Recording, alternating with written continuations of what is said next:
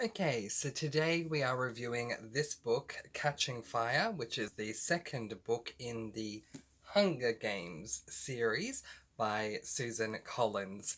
Now, if you have not seen my reviews before, I do split them up into two sections, the first section being a spoiler-free section, and the second section being a spoiler section where I can rant or gush, or both, about the book that I'm reviewing. So, last month I read the original, which is The Hunger Games, and I gave it 5 stars. I thought it was an amazing book, and I'm so happy that I waited to read it until I did, until all of the fame and popularity died down, because I wouldn't have been in the right place to read that book when it first came out. But last month I was extremely satisfied with it and I gave it 5 stars. So I knew this month that I would want to continue on with the series and read this second book.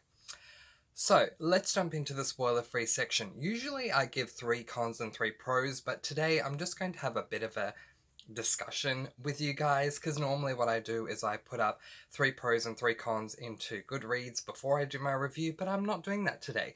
Today I'm doing my video review, and then I'm going to be putting up my review on Goodreads. Also, I did watch the film of The Hunger Games after I read the book, but before I did the review, I have not seen the film for this book as yet, so I'm just basing it off the book. And let's get into the spoiler-free section. Alright, first of all, I'm going to let you guys know that the genre to this book is it's a YA dystopian, and I'm struggling to think about what I'm going to rate this book.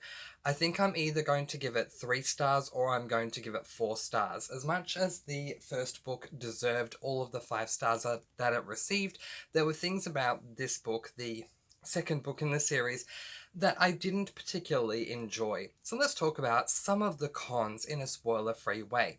There are 2 major twists that occur in this book that I am not on board with. I disagree with Susan Collins' decision to take the book in this direction.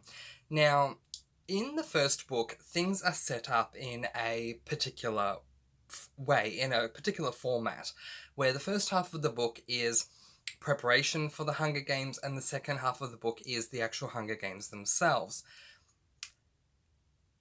There are things that I can't say because this is a spoiler-free section of my review, but the way that the book ended, I had some expectations going into book number 2. There are things that I really wanted to see, but because of the first major twist that occurs in this book, what I wanted to see, I was unable to see. I do apologize about the glare.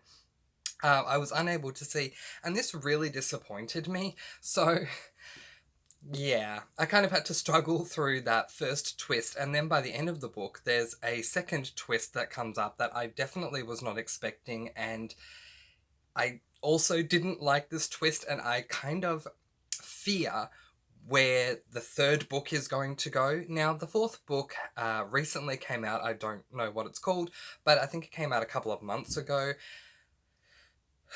We're going to see how we go.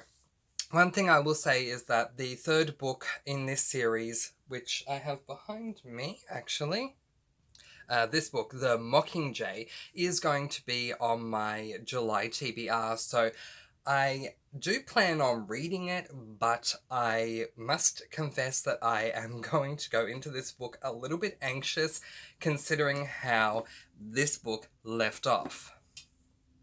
Whereas the way this book finished, I was really excited to get into this book. So we'll see how we go. Other cons include there is an incident that occurs at the beginning of this book that really got to me in an emotional way. It makes sense, and so I can't, I'm so sorry about the glare. It makes sense, and so I can't really go against Susan Collins and say, why did you write this? It makes sense for the world itself, but I didn't like the decision, and I feel that a lot of my review today on this book is going to be based around choices that Susan Collins made for this second book in the series that I either agreed with or I disagreed with for whatever reason. let's get into some of the pros of this book because there are some. The first pro is their writing style. It is really easy to read and it's really easy to get lost in this world. I think Susan Collins, not only is she a writer who writes with a simplistic writing style, and there's nothing wrong with that. In fact, if anything, I prefer a simplistic writing style, but she also writes in a way that has you very easily captivated and so zoned into the book. You feel what these other characters feel. It's hard not to. So I really do appreciate the way that Susan Collins goes about writing her books. My second pro, or another pro that I want to discuss about this book, is the beginning. I really appreciated the beginning of the book because it does continue on from where the predecessor Hunger Games left off, and everything seemed to be going in a really good direction until that very first twist, and then things just sort of started going a bit downhill for me. Now, it is the Hunger Games, so I don't think this is a spoiler, but I will make mention of it. There is another Hunger Games that occurs in this second book, and for the most part, I would consider the Hunger Games in this book to still be a pro. I confess that I enjoy myself when I'm reading about what's going on in the actual Hunger Games. The way that Susan Collins writes about what's going on during the Hunger Games, you feel like you are there. I think that Susan Collins is a very atmospheric and emotional writer in the fact that you feel literally like you're in the arena. You feel like if, again, I'm keeping in mind this is a spoiler-free section, but let's say that a character has plucked a leaf off a tree and they're feeling that leaf. I feel like I'm feeling that leaf as well. If a character is feeling cold, I feel cold as well. So Susan Collins has this great way of writing, so, I guess atmospherically. She has this atmospheric writing style about her that you feel like you are literally there standing next to the other characters. Now, there are other authors who do this as well, but there are also authors out there who write in such a way that you feel like you are watching the characters in... How do I put this? It's like the difference between going to the cinemas and watching a film playing out before you. You know that you're not a part of the film, but you are watching it and you're enjoying it still at the same time. With Hunger Games and other atmospheric writers, you don't feel like you're watching this play out. You feel like you're literally in there and you're a part of it. And so when I'm reading about the arena, I literally feel like I'm inside the arena with the other characters, you know, walking among them. And I think that that is a major positive and a major plus for Susan Collins. All right, let's leave that there for the spoiler-free section, and we'll now go over to the spoiler section where I can gush or rant, or most likely both, about this book. So let's go over there now. If you're not joining me for that, I do understand. If you've read the first book, and you want my recommendation about the second book, I will say this. Don't go into this book with any expectations whatsoever, and you'll probably come out enjoying this book.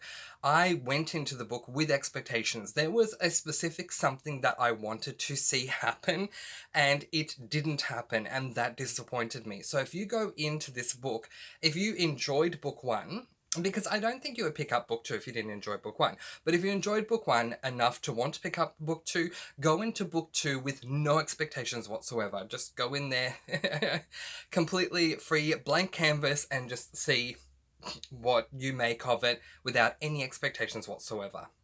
But anyway, I'm going to leave that there, and we'll return with my spoiler section in just a moment. And so on to my spoiler section for Catching Fire, the second book in the Hunger Games series.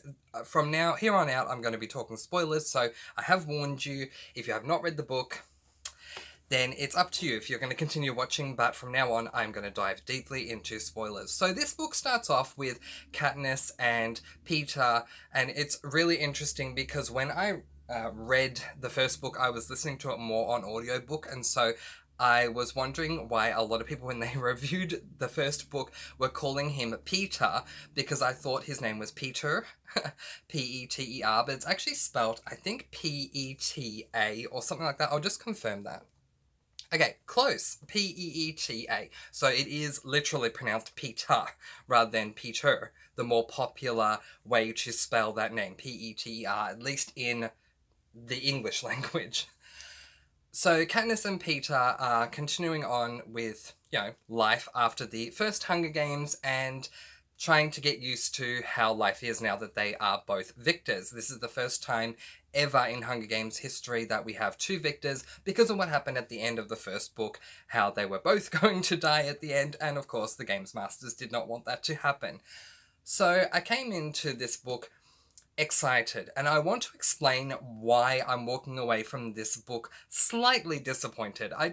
I'm not disappointed enough to give this book a 2-star or a 1-star rating, but I do confess myself slightly disappointed because of certain choices that Susan Collins made. Now, so let's explain that. The first quarter of the book, I really don't think we need to go into too much detail about, because there's not that much that happens in the first quarter of the book in this one or in the first one, so we can leave that. But I came into this book really excited because, yes, Peter had also won, but since we are following Katniss, I will more focus on her. Katniss had won the Hunger Games, and because of that, she was now going to take on Hamish's role and be the mentor to the next tribute that's going into the Hunger Games, and I was so looking forward to seeing this because in the first book, in the Hunger Games, you don't get to see what Hamish goes through and how he does everything that he does to assist or not assist, as the case may be, Katniss in the first Hunger Games that she enters into. It's a bit confusing because there are 2 Hunger Games, 2 books, 2 different Hunger Games that play out. So I was really excited and looking forward to seeing Katniss on the outside of the arena, looking in and doing what she could to assist the tribute that she's mentoring. Unfortunately, there is unfortunately for me, maybe it's fortunate for others, but unfortunately for me, there was a major twist that occurred in this book that really disappointed me. Now, most of the time when a book comes up with a twist, I appreciate it, especially if I wasn't expecting it. If I'm expecting a twist, maybe I'll enjoy it, maybe I won't. It just depends on what the twist actually is.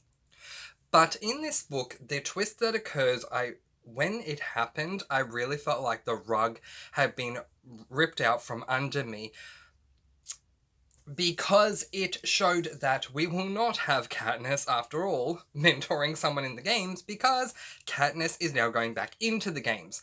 Very, very annoying. Did not want this to happen. She's already been there, and I think that's another part of the frustration. Not only did I want to see Katniss mentor whichever tribute was going into the game, or tributes were going into this games, but she's already been there. Why would we do this again? Now, it makes sense as far as the flow of the story is concerned. This is what do they call it? Like the third quarter quelling or something like that.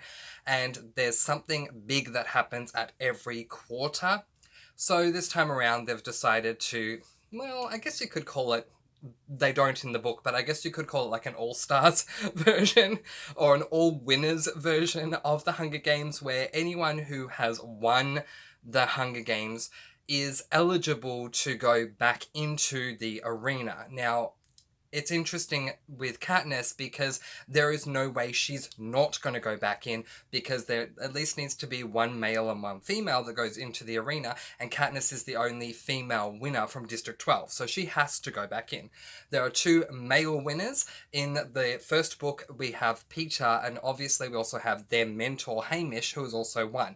But Hamish and Peter talk, and Peter tells Hamish, I don't want you going in, so even if you are the one that's drawn, I will volunteer. And that's exactly what happened. And I really didn't feel much about this because we already knew what was going to happen anyway, so they might as well have just drawn Peter and left it at that. But Hamish was drawn out, Peter did volunteer, and we go back into a 2.0 cycle of the Hunger Games where we're doing the exact same thing. Katniss and Peter going back in the arena to be mentored by Hamish.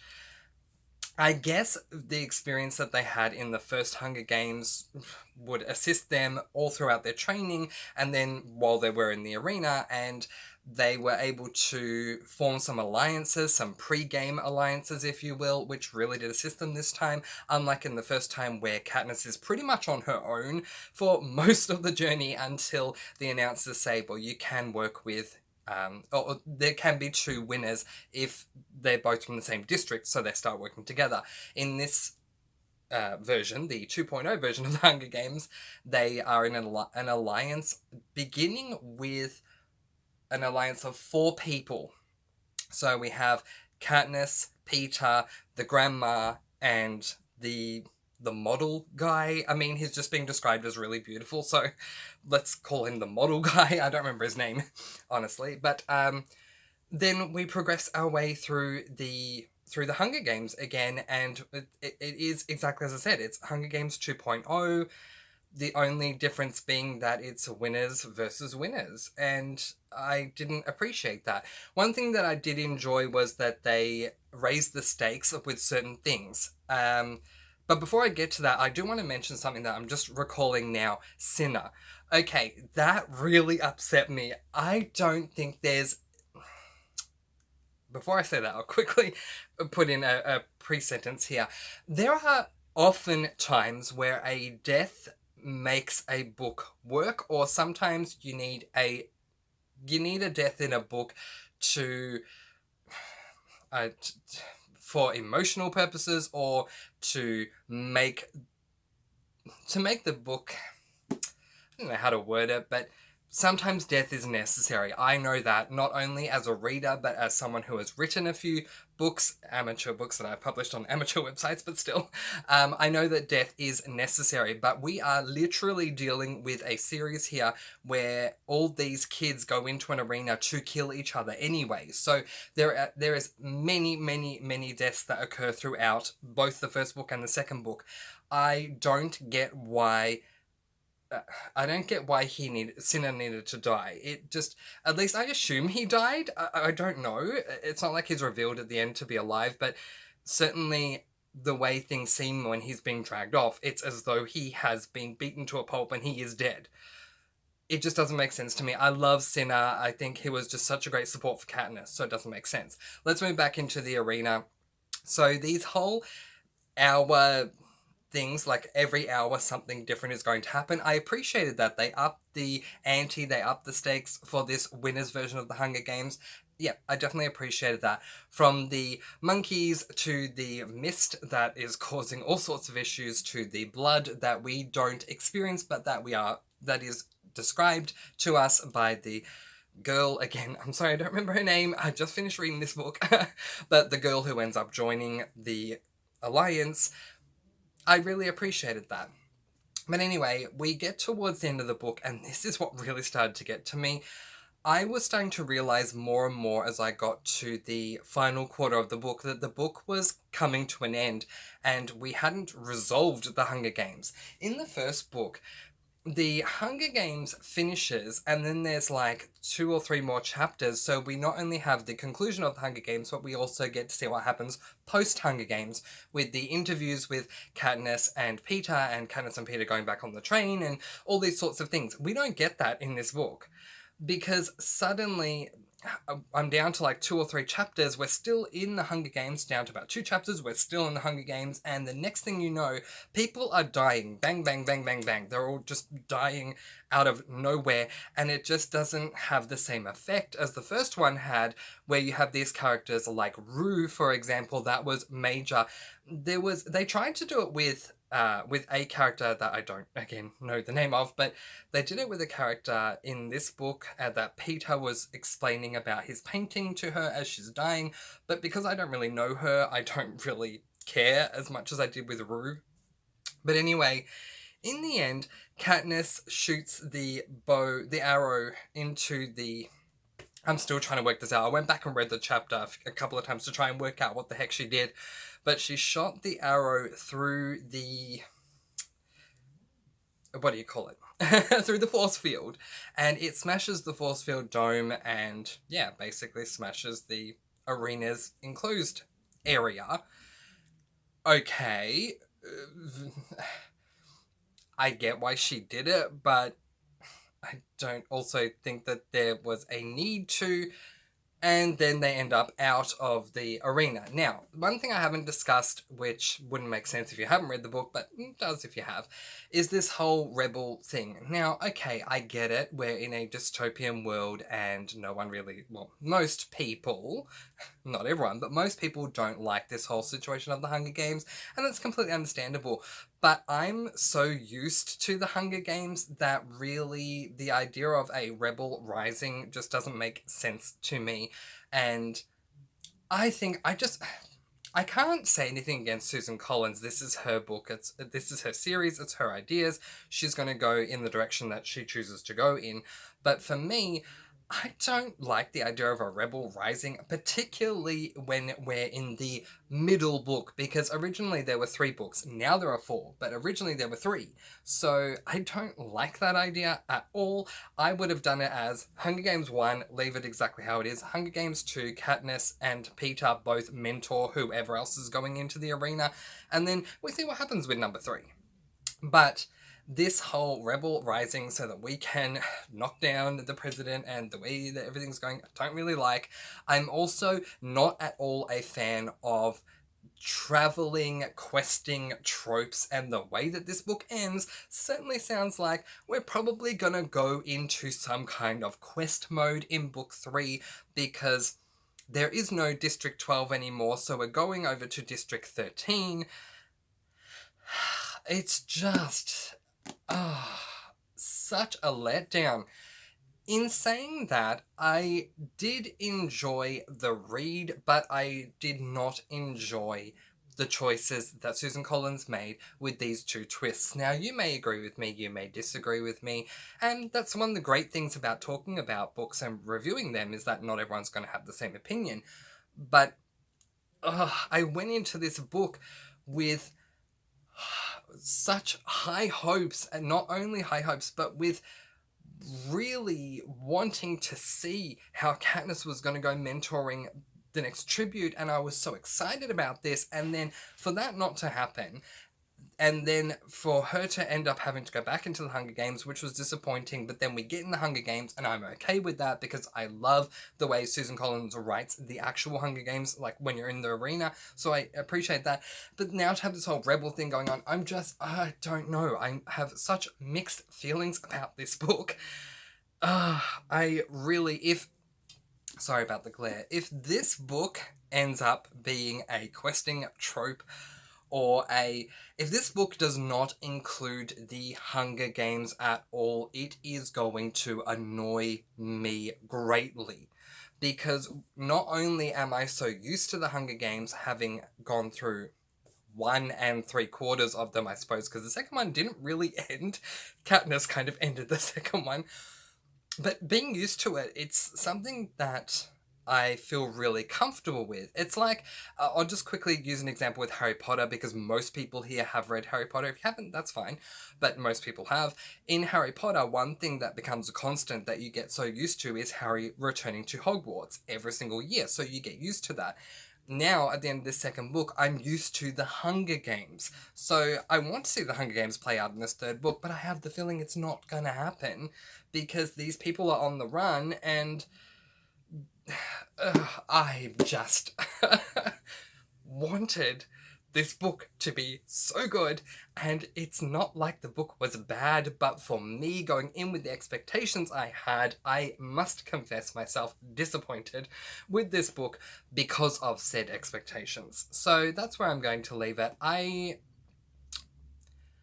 It's a tough one. I'm trying to think of what I'm going to rate it, and I'm going back between 3 stars and 4 stars, and there are reasons for both. So what I would recommend, if you want to know the rating that I ended up giving this book, go to my Goodreads page. I have the link to my Goodreads in every video in the description of every video on my channel. So go to my Goodreads account and you can check out what I rated there. But I'm really up in the air with how I'm going to rate this. I don't want to give it a 0.5. That's one thing I'm trying to stop doing, because Goodreads don't allow 0.5s.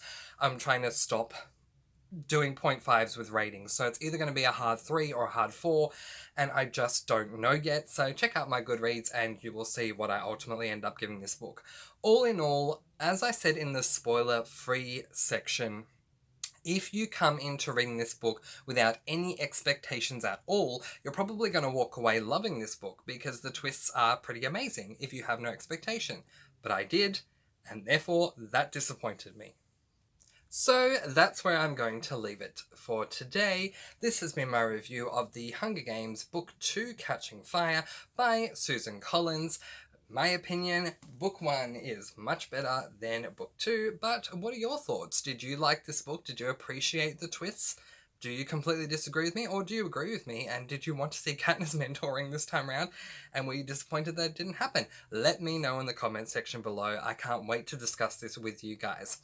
I'm going to leave that there. I post videos every Monday, Thursday, and Sunday with reviews in between. I look forward to seeing you again soon. Mwah! Thank you for watching, and happy reading. Bye, guys. Bye.